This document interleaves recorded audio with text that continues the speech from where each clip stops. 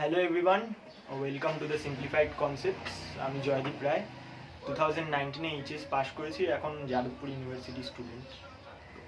আমি এই চ্যানেলে 11-12 এর ফিজিক্সের পার্টটা করব, বাকি কেমিস্ট্রি, ম্যাথ, বায়োলজি আমার অন্যান্য বন্ধুরা কভার করছে।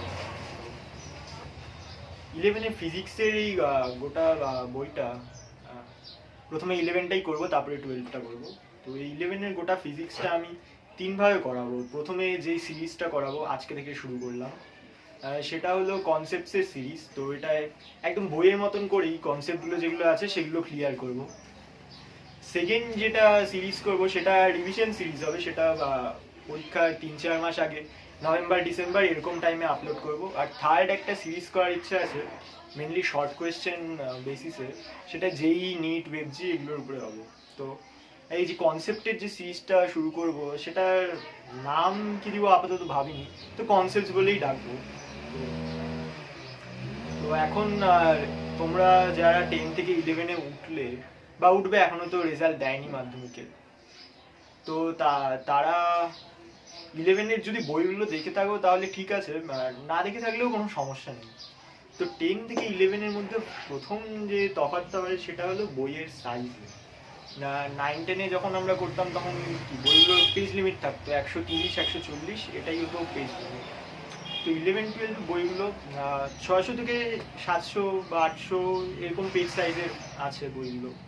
তো এটা দেখে অনেকেই ফার্স্টে ভয় পেয়ে যায় যে এত বড় বই, এত বড় সিলেবাস আমরা কভার করব কি করে, আর অনেকেই অনেক চাপ খেয়ে যায়। তো পড়া তো আছে 9-10-এর থেকে, পড়া বেশি আছে অবশ্যই, তবে সেটা কোনো সমস্যা না। ডেইলি যদি একটু একটু করেও পড়ো তাহলেও আরামসে সিলেবাস কভার হয়ে গিয়ে তুমি এক্সট্রা কোনো অ্যাক্টিভিটিও করতে পারবে, যেমন কোনো হবি হলো বা অন্য কিছু, সেগুলোও করতে পারবে আরামসে।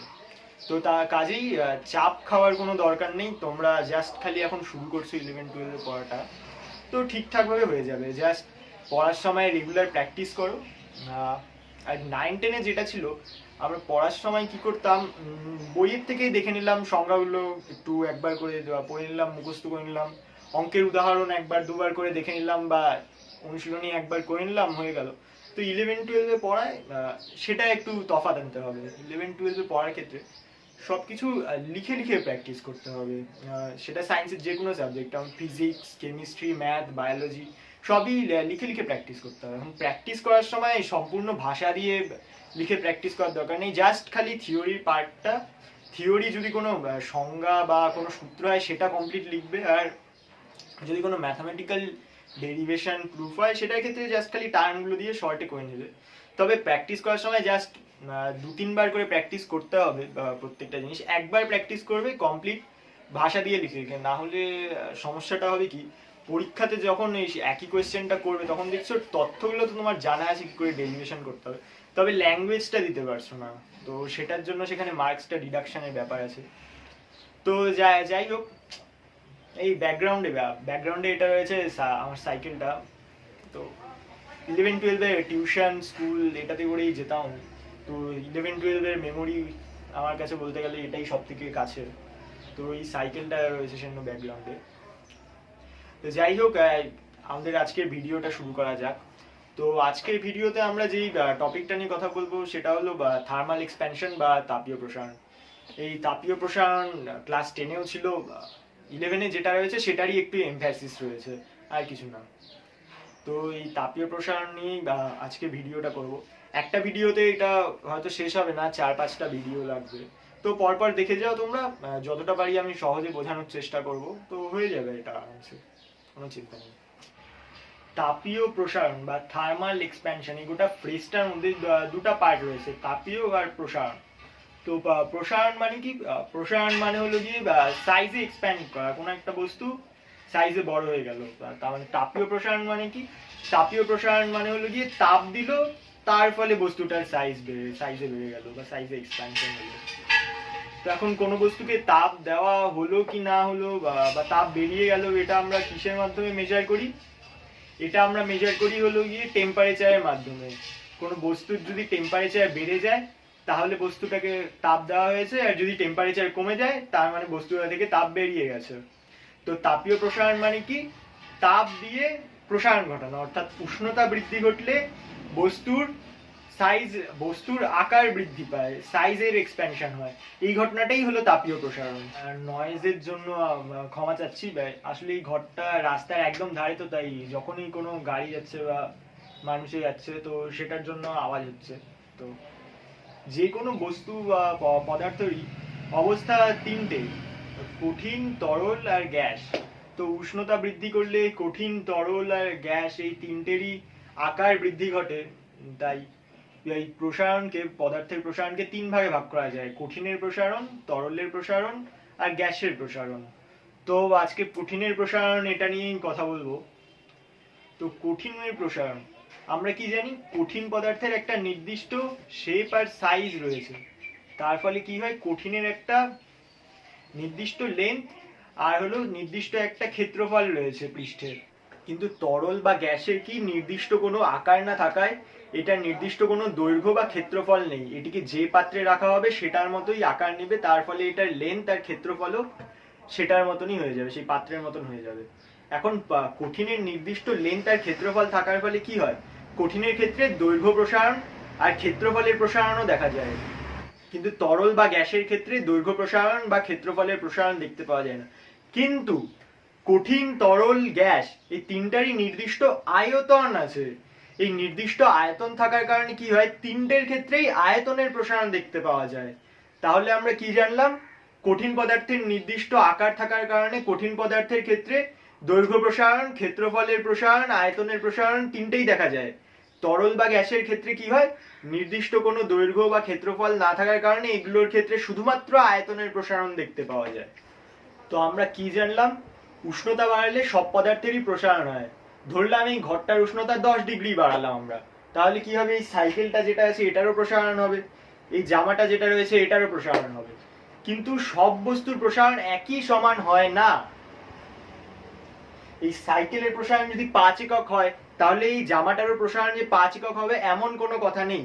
এখন কোন বস্তুর প্রসারণ কতখানি হবে তা নির্ভর করে পদার্থটির উপাদানের উপর, মানে কোন জিনিসটা কি দিয়ে তৈরি। এই সাইকেলের ফ্রেমটা যেমন লোহার দিয়ে তৈরি, তাই এটা লোহার উপরে নির্ভর করবে। এটা যেমন কাপড় দিয়ে তৈরি, তাই এটা কাপড়ের উপরে নির্ভর করবে। এখন উষ্ণতা বাড়ালে কোন পদার্থের প্রসারণ কতখানি হবে সেটার জন্য একটা আলাদা রাশি রয়েছে, সেই রাশিটা দিয়েই মাপা হয় উষ্ণতা বৃদ্ধি করলে কোন পদার্থের প্রসারণ কতখানি হবে। সেই রাশিটাকে বলা হয় প্রসারণ গুণাঙ্ক। এখন কঠিনের ক্ষেত্রে কি 3 ধরনের প্রসারণ হয়, দৈর্ঘ্য, ক্ষেত্রফল, আয়তন। তাই কঠিনের ক্ষেত্রে 3 ধরনের প্রসারণ গুণাঙ্ক রয়েছে: দৈর্ঘ্য প্রসারণ গুণাঙ্ক, ক্ষেত্রফল প্রসারণ গুণাঙ্ক, আয়তন প্রসারণ গুণাঙ্ক। তো এই 3 ধরনের প্রসারণ গুণাঙ্কের আবার একটা ম্যাথমেটিক্যাল এক্সপ্রেশন রয়েছে। সেই এক্সপ্রেশনটা কি সেটা আমরা খাতাতে করব। তো খাতাতে আমরা যেই পার্টগুলো করব সেগুলো আমি গুগল ড্রাইভে আপলোড করে দিব। তো সেখানে তোমরা ইউটিউবে আমার যে ভিডিওটা, সেই ভিডিওটার লিংকের মধ্যে পেয়ে যাবে সেই ড্রাইভের নোটসগুলো দেখো, একদম ফ্রেশ নোটস, সব কি পয়েন্ট কভার করা রয়েছে। আর পরীক্ষাতে কোন কোয়েশ্চেনের অ্যান্সার কি করে লিখলে কমপ্লিট মার্কস পাওয়া যাবে সেটাও একদম পরিষ্কারভাবে করা রয়েছে। নোটসগুলো ড্রাইভে দিয়ে দেবো, তোমরা দেখে নিও। তো এই যে আমি যে এখন এই ক্লাসটা নিচ্ছি, তো এটা আমার কাছেও একদম নতুন একটা এক্সপিরিয়েন্স। তাই প্রথম দিকে হয়তো আমি বলতে একটু হোঁচট খাচ্ছি বা একটু হয়তো কথা গুলিয়ে যাচ্ছে, কিন্তু আশা করি যত আমি প্র্যাকটিস করব তত এই ব্যাপারটা ক্রমে ভালো হতে থাকবে। পড়ার ক্ষেত্রেও সেরকমই ব্যাপারটা, যত আমরা বারবার লিখে প্র্যাকটিস করব তত সেটা ভালো হবে। ভুল হবেই, প্রথম 1-2 বার যখন আমরা করব তখন ভুল আমাদের হবেই। তো বারবার প্র্যাকটিস করে সেই ভুলটা শোধরানো, এটাই হবে আমাদের মেইন দায়িত্ব। তো দৈর্ঘ্য প্রসারণ গুণাঙ্ক, ক্ষেত্র প্রসারণ গুণাঙ্ক আর আয়তন প্রসারণ গুণাঙ্ক এগুলোকে যথাক্রমে আলফা, বিটা আর গামা দিয়ে প্রকাশ করে। তো এখন আলফা, বিটা আর গামার সংজ্ঞাটা কি আমরা জানবো। সংজ্ঞাটা খুবই সোজা, তিনটে সংজ্ঞাই প্রায় একই রকম, একটা পড়লেই তিনটের কাজ হয়ে যাবে। তো সংজ্ঞাটা হলো এরকম, আলফাটা দিয়ে বলছি, তো সেটা থেকে বিটা আর গামার সংজ্ঞাটা বের করা যাবে। তো কোনো উপাদানের তৈরি কোনো দণ্ডের উষ্ণতা যদি আমরা একক পরিমাণ বৃদ্ধি করি, তাহলে তার প্রতি একক দৈর্ঘ্যে যে পরিমাণ দৈর্ঘ্য প্রসারণ হয় তাকেই ওই দণ্ডের উপাদানের দৈর্ঘ্য প্রসারণ গুণাঙ্ক বলে।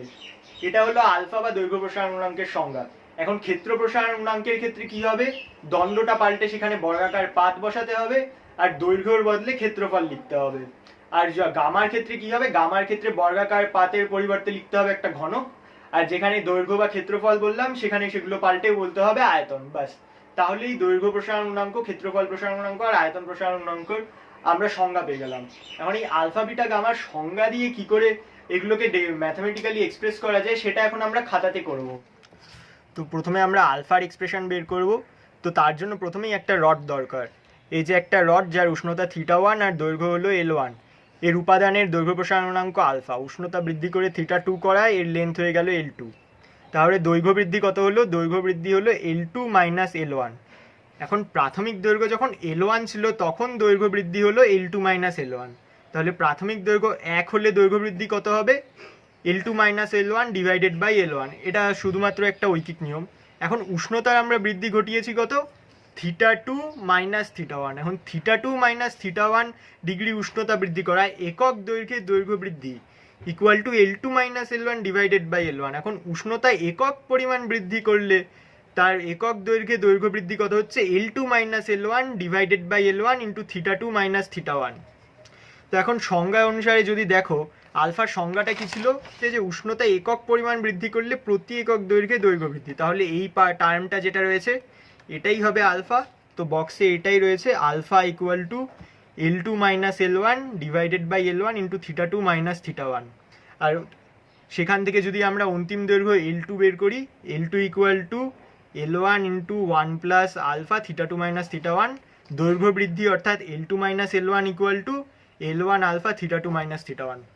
এখন বিটা আর গামার ক্ষেত্রে আমাদেরকে আলাদা করে বের করতে হবে না, সেক্ষেত্রে শুধুমাত্র এল এর পরিবর্তে এস বসিয়ে দিলেই কাজ হয়ে যাবে। আর গামার ক্ষেত্রে এল এর পরিবর্তে ভি। তো এটা তো গেল আলফা বিটা আর গামার ম্যাথমেটিক্যাল এক্সপ্রেশন। তখন এই পার্ট থেকে বেশ কিছু ছোট ছোট প্রশ্ন আসে। তো সেই ছোট ছোট প্রশ্নগুলো এখন আমরা সলভ করব। প্রথমেই যে প্রশ্নটা আসে সেটা হলো আলফা বিটা গামার ইউনিট কি হবে। তো সেটার জন্য দেখো, আলফা ইকুয়াল টু কি? L2 minus L1 by L1 θ2 minus θ1। অর্থাৎ দেখো, উপরে এখানে রয়েছে দৈর্ঘ্য, নিচে রয়েছে দৈর্ঘ্য ইন্টু হলো উষ্ণতা। তো দৈর্ঘ্য দৈর্ঘ্য কাটা পড়ে যাবে, তাহলে থাকবে কি? আলফার এককটা হবে 1 বাই উষ্ণতার একক। অর্থাৎ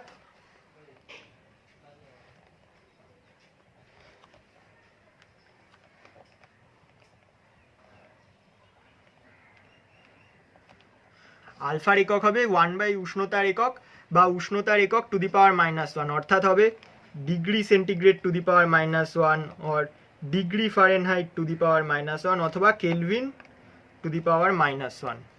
এখন আলফার মাত্রা কি হবে? আলফার মাত্রা কি হবে? 1 বাই উষ্ণতার মাত্রা। এখন উষ্ণতার মাত্রাকে আমরা লিখি থিটা দিয়ে, তাহলে আলফার মাত্রা কি হবে? Third bracket theta to the power -1। এটা হবে আলফার মাত্রা। তো নেক্সট আরও কয়েকটা শর্ট প্রশ্ন রয়েছে, এগুলো আস্তে আস্তে করছি আমরা, তাহলে বুঝতে সুবিধা হবে। তো নেক্সট যে কোশ্চেনটা আছে সেটা হলো আলফা ভ্যালু কিসের উপরে নির্ভর করে। এখন দেখো, আলফা ভ্যালু এল এর উপরে তো নির্ভর করে না, এখন উষ্ণতার উপরেও নির্ভর করে না, কেননা উষ্ণতার বৃদ্ধি আমরা একক পরিমাণ বাড়াচ্ছি উষ্ণতাটা। তাহলে আলফা ভ্যালু কিসের উপরে নির্ভর করে? আলফা ভ্যালুটা নির্ভর করে শুধুমাত্র পদার্থের উপাদানের উপর। কিন্তু অন্তিম দৈর্ঘ্য আর দৈর্ঘ্য বৃদ্ধি, অন্তিম দৈর্ঘ্য আর দৈর্ঘ্য বৃদ্ধি এই দুটার ক্ষেত্রেই যদি দেখো, তাহলে এক্সপ্রেশনে কি আছে? প্রাথমিক দৈর্ঘ্য টার্মটা রয়েছে, উষ্ণতার বৃদ্ধি রয়েছে আর আলফা রয়েছে। অর্থাৎ অন্তিম দৈর্ঘ্য আর দৈর্ঘ্য বৃদ্ধি এটা কিসের উপরে নির্ভর করে? এটা তিনটে ফ্যাক্টরের উপরে নির্ভর করে, প্রাথমিক দৈর্ঘ্য, উষ্ণতা বৃদ্ধি আর উপাদানের আলফা। এবার স্ক্রিনের মধ্যে একটা চার্ট দেখাচ্ছি, সেই চার্টে বিভিন্ন পদার্থের আলফা ভ্যালু দেওয়া রয়েছে। তো বক্সটা যদি দেখো, তাহলে বক্সের মধ্যে দেখতে পাচ্ছ বা লোহার পাশে লেখা রয়েছে কি? লোহার alpha value 12 × 10⁻⁻6 per degree centigrade. তো এই কথাটার মানে কি? এই কথাটার মানে হলো, লোহার তৈরি 1 মিটার দৈর্ঘ্য বিশিষ্ট কোনো দণ্ডের উষ্ণতা যদি আমরা 1 ডিগ্রি সেন্টিগ্রেড বৃদ্ধি করি, তাহলে তার দৈর্ঘ্য বৃদ্ধি হবে 12 × 10⁻⁻6 মিটার। তো যে পদার্থের আলফা ভ্যালুর মান যত বেশি, তার দৈর্ঘ্য বৃদ্ধি তত বেশি হবে। এখন লিস্টের একদম কোণাতে দেখো, লিস্টের একদম কোণাতে রয়েছে কি? একটা পদার্থ ইনভার। ইনভারের আলফা ভ্যালুর মান সব থেকে কম। অর্থাৎ ইনভার এমন একটা পদার্থ যার উষ্ণতা বৃদ্ধিতে দৈর্ঘ্য প্রসারণ প্রায় হয় না বা দৈর্ঘ্য প্রসারণ প্রায় 0। এবার একটু পড়ার বাইরে কথা বলি। মোনালিসার নাম তোমরা শুনেছো? লিওনার্দো দা ভিঞ্চির আঁকা পৃথিবীর সব থেকে বিখ্যাত ছবি, যার দাম এখন প্রায় 700 কোটি টাকা। তো এই ছবিটা স্বাভাবিকভাবেই সুরক্ষিত আছে, অনেক এমনভাবে আছে যাতে কোনো চোর ডাকাত নিয়ে যেতে না পারে। তারপরেও এই মোনালিসাটা একবার চুরি হয়ে গেছিল। তো কিভাবে চুরি হয়েছিল সেই গল্পটা একটা বিশাল ইন্টারেস্টিং কাহিনী। তো এখন তো তোমরা মোটামুটি ফ্রি আছো, তো বইটা পড়তেই পারো। তো যেই বইয়ের মধ্যে এই কাহিনীটা লেখা আছে সেটা হলো এই বইটা, নারায়ণ সান্যালের লেখা প্রবঞ্চক। তোমরা এই বইটা টাইম পেলে পড়ো। কিনে তো হয়তো অনেকে পড়তে পারবে না, তবে পিডিএফ অ্যাভেলেবেল আছে, পিডিএফ এ তোমরা কিন্তু পড়ো। খুবই ইন্টারেস্টিং বই। তো এবার আমরা আবার পড়ার কথা চলে আসি। খাতার উপরের দিকে দেখো অনেক কিছু লেখা রয়েছে। এখন এতক্ষণ যে সমস্ত বকবক করলাম সেগুলো এখানে শর্ট লেখা আছে, তো টুকতে হবে না, এগুলো পিডিএফেই পেয়ে যাবে। তো এখন যে প্রশ্নটা করাবো সেটা হলো সেলসিয়াস স্কেলে আলফা আর ফারেনহাইট স্কেলে আলফার যে ভ্যালু তার মধ্যে রিলেশন। দেখো একটু আগে যখন আমি বললাম তখন বললাম যে আলফার ভ্যালু শুধুমাত্র উপাদানের উপরে নির্ভর করে, আর কিছুর উপরে নির্ভর করে না। কথাটা সত্যি, কিন্তু দেখো আলফার ইউনিট কি? ইউনিট হলো সেই degree centigrade to the power -1, degree Kelvin to the power -1, না degree Fahrenheit to the power -1, Kelvin to the power -1। অর্থাৎ এখন যদি সেন্টিগ্রেডের মান আর ফারেনহাইটের মান আলাদা হয় তাহলে কি হবে? আলফার ভ্যালুটা আলাদা হবে। অ্যাবসলিউট ভ্যালুটা একই থাকবে কিন্তু এই স্কেলগুলোতে ভ্যালুটা আলাদা হবে। তো এটা কি করে হবে সেটা আমরা দেখছি। প্রথমে আমাদেরকে সেলসিয়াস আর ফারেনহাইট স্কেলের মধ্যে একটা সম্পর্ক প্রতিষ্ঠা করতে হবে। এই সেলসিয়াস স্কেলে জলের হিমাঙ্ক হতো 0 ডিগ্রি, স্ফুটনাঙ্ক 100 ডিগ্রি। ফারেনহাইট স্কেলে জলের হিমাঙ্ক 32 ডিগ্রি আর স্ফুটনাঙ্ক 212 ডিগ্রি। মানে সেলসিয়াস স্কেলে 100 ঘর 100 - 0 অর্থাৎ 100 ঘর ইকুয়াল টু ফারেনহাইট স্কেলে 212 - 32 180 ঘর। অর্থাৎ সেলসিয়াস স্কেলের 1 ঘর ইকুয়াল টু কত? ফারেনহাইট স্কেলে 9/5 ঘর। এখন সেন্টিগ্রেড স্কেলে যে আলফা ভ্যালু সেটাকে আমরা আলফা সি দ্বারা প্রকাশ করলাম। Alpha C equal to X per degree centigrade ধরলাম, তাহলে equal to X divided by 1 degree centigrade. এখন 1 ডিগ্রি সেন্টিগ্রেডের মান কত? এটার মান হলো 9/5 ডিগ্রি ফারেনহাইট। এই ব্যাপারটাতে একটা জিনিস লক্ষ্য করো, এইটুকুনি পার্টটাতে যখনই আমরা এখানে সেন্টিগ্রেডের পরিবর্তে ফারেনহাইট বসালাম তখনই কিন্তু আলফার মধ্যে এই ছোট্ট পার্টটা সি থাকবে না, এটা এফ হয়ে গেল। আলফাটা তখন ফারেনহাইট স্কেলে হয়ে গেল, তাহলে এটা কি হবে? আলফা এফ হবে, আলফা সি আর থাকবে না। তো alpha F equal to X into 5/9 per degree Fahrenheit.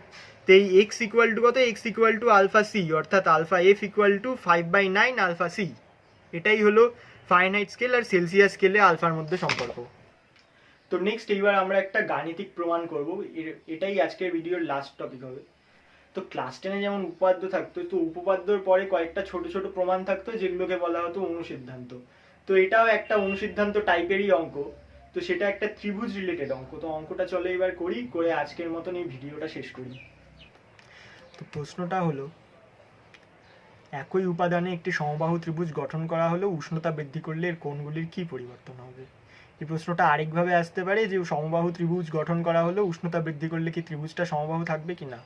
Solve করার জন্য এখানে এ বি সি একটা সমবাহু ত্রিভুজ অঙ্কন করলাম। উষ্ণতা θ1 আর বাহুগুলির দৈর্ঘ্য L1, দৈর্ঘ্য প্রসারণাঙ্ক আলফা। এটার যদি আমরা উষ্ণতা বৃদ্ধি করে θ2 করি তাহলে এ বি সি ত্রিভুজটা A dash B dash C dash এই ত্রিভুজে পরিণত হলো, যার A dash B dash equal to L2। এখন সলভ করার জন্য ফার্স্টেই আমাদেরকে একটা লম্ব অঙ্কন করতে হয়। এখানে এডি লম্ব বিসি অঙ্কন করি, তাহলে কি হবে? সমবাহু ত্রিভুজের ধর্ম অনুযায়ী BD equal to DC equal to half of BC. তার মানে এই পার্টটার লেন্থ কত হবে? এই পার্টটার লেন্থ হবে L1/2। এখানে দেখো L1/2। এখন এই যে অ্যাঙ্গেলটা রয়েছে এই অ্যাঙ্গেলটাকে আমরা φ1 ধরলাম। তাহলে দেখো ত্রিভুজ এ বি ডি এটা একটা সমকোণী ত্রিভুজ। তো এই সমকোণী ত্রিভুজের যদি এই কোণের আমরা কস বের করি তাহলে কস অফ φ1 ইকুয়াল টু কত? ভূমি বাই অতিভুজ BD by AB equal to L1/2 divided by L1, that is equal to half. এটার কজের মান হচ্ছে হাফ। এখন এই যে ত্রিভুজটা, এই ত্রিভুজটার ক্ষেত্রে আমরা এই অ্যাঙ্গেলটাকে ধরলাম φ2। এখন এটাকে φ2 আমরা ধরলাম। এখন এই যে এ ড্যাশ বি ড্যাশ বাহুটা, সেই এ ড্যাশ বি ড্যাশ বাহুটার লেন্থ যদি L2 হয় তাহলে L2 কি হবে?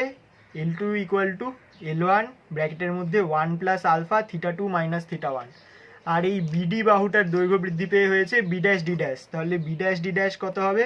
ইকুয়াল টু বিডি ইন্টু ব্র্যাকেটের মধ্যে 1 প্লাস আলফা θ2 মাইনাস θ1। এখন কজ অফ φ2, এই অ্যাঙ্গেলটা যেহেতু 90 ডিগ্রি তাই এই ত্রিভুজের cos of phi two equal to B dash D dash divided by A dash B dash ভূমি ডিভাইডেড বাই অতিভুজ ইকুয়াল টু, এই যে এটার ভ্যালুটা যদি আমরা পুট করি নিচে, L1 ব্র্যাকেটের মধ্যে 1 plus alpha theta 2 minus theta 1, আর B dash D dash equal to BD 1 plus alpha theta 2 minus theta 1।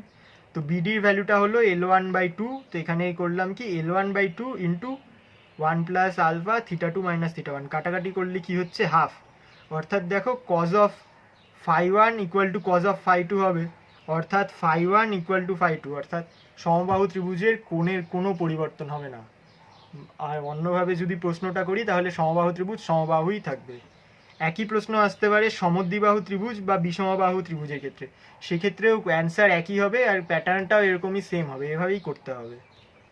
তো আজকে আর কিছু করব না, এনার্জি একেবারে শেষ। তো যা যা করালাম তার পিডিএফ এর লিঙ্ক ডেসক্রিপশন বক্সে দিয়ে দিচ্ছি, তা সেগুলো দেখে আস্তে আস্তে পড়া শুরু করো। দিদি দাদা বা অন্য কোনো সিনিয়রের কাছ থেকে বই জোগাড় করতে পারলে সেগুলো একটু ধীরে ধীরে দেখা শুরু করো। আর ভিডিওটা ভালো লাগলে লাইক করে দিও, বা তোমার কোনো বন্ধু থাকলে তাকে শেয়ার করে দিও, আর কমেন্টে কোনো কোয়ারি থাকলে সেগুলো জানিও আমাকে। তো stay home, stay safe and keep practising physics.